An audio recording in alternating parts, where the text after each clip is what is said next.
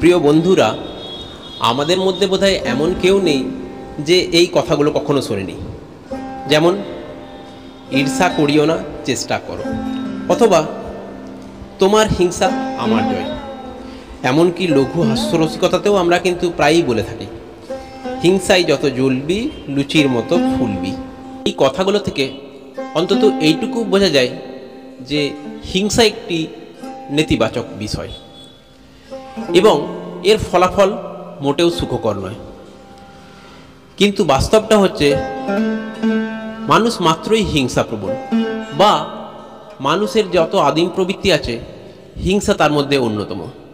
অথবা এটাকে আমরা খুব সহজে বলতে পারি যে হিংসা একটি মানুষের প্রাথমিক গুণের মধ্যেই পড়ে।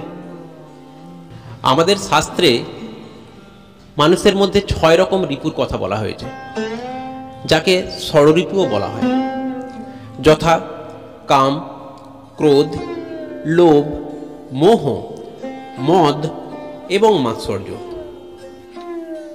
এর মধ্যে ষষ্ঠতম রিপু মাৎসর্যকে আমরা প্রচলিত ভাষায় ঈর্ষা বা হিংসা বলে জানি। চলুন ঈর্ষার কারণ সম্পর্কে জানার জন্য আমাদের মানসিক বিষয়গুলোর উপর একটু আলোকপাত করা যাক। মনে করা হয় ঈর্ষার মূল কারণ হচ্ছে তুলনামূলক দ্বন্দ্ব। আমাদের সামনে স্ক্রিনে এই মুহূর্তে দুটো সরলরেখা উপস্থিত। দেখুন, খুব স্বাভাবিকভাবেই আমাদের মধ্যে প্রথমেই যেটা মাথায় আসে সেটা হচ্ছে সরলরেখা দুটোর মধ্যে কে লম্বা বা কে খাটো, অর্থাৎ সরলরেখা দুটি সমান না অসমান।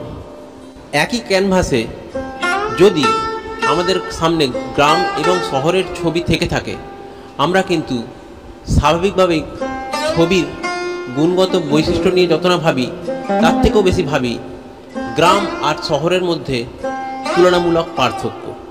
অর্থাৎ দুই ক্ষেত্রেই আমাদের মস্তিষ্ক তুলনামূলক আলোচনায় বেশি স্বচ্ছন্দ বোধ করে। এই প্রসঙ্গে একটা মজার গল্প বলা যাক। একবার গ্রামে প্রচণ্ড বন্যা এসেছে।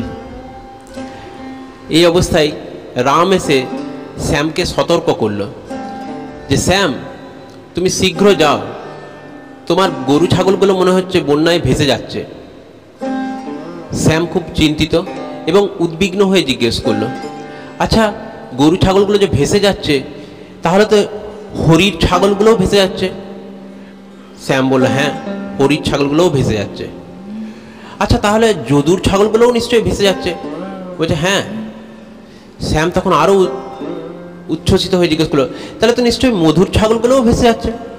বলছে, হ্যাঁ, ওদের ছাগলগুলোও ভেসে যাচ্ছে, সবার ছাগল ভেসে যাচ্ছে। তখন শ্যাম বলে উঠল, যাক, তাহলে অতটাও দুশ্চিন্তা করার কিছু নেই, মোটের ওপর সব কিছু ঠিকই আছে, অন্তত যতটা খারাপ ভেবেছিলাম ততটাও খারাপ কিছু হয়নি। কি বলো? অর্থাৎ তুলনামূলক আলোচনা যে আমাদের মনের মধ্যে একটা স্বচ্ছন্দ বোধ তৈরি করে, সেটা আমরা মনের অজান্তেই স্বীকার করে নিই। কিন্তু আমরা এই তুলনামূলক দ্বন্দ্বে যখন অত্যন্ত অবসেসড হয়ে যায়, বা সোজা কথায় তুলনামূলক দ্বন্দ্বের বশবর্তী হয়ে যায়, তখন কিন্তু আমাদের মনের উপর একটা প্রেসার তৈরি হয়, চাপ। মানসিক এই চাপ কিন্তু আমাদের হরমোনের ক্ষরণকে কিন্তু প্রভাবিত করতে পারে অনেকাংশে। এখানে হরমোন বলতে আমি মূলত অক্সিটোসিন হরমোনের কথাই বলছি। এই অক্সিটোসিন হরমোনকে বলা হয় প্রেমের হরমোন, যা আমাদের মনকে খুশি খুশি রাখে বা মনের মধ্যে একটা স্ফূর্তির ভাব তৈরি করে।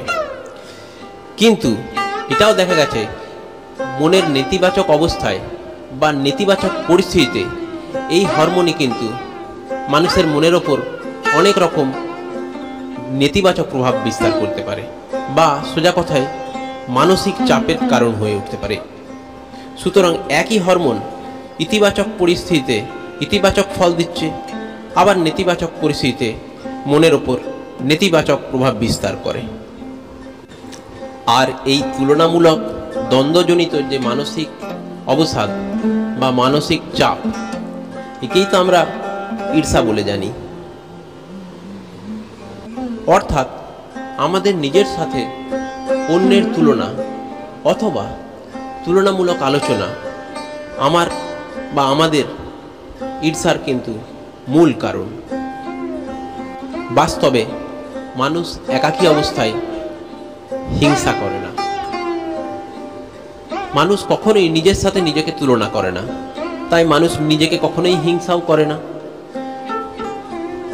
সুতরাং অহেতুক তুলনামূলক আলোচনা থেকে বিরত থাকাই ঈর্ষা থেকে দূরে থাকার শ্রেষ্ঠতম উপায়। প্রিয় বন্ধুরা, আপনাদের কি মনে হয়? আপনাদের মূল্যবান মতামত অবশ্যই কমেন্ট সেকশনে জানাবেন। ধন্যবাদ।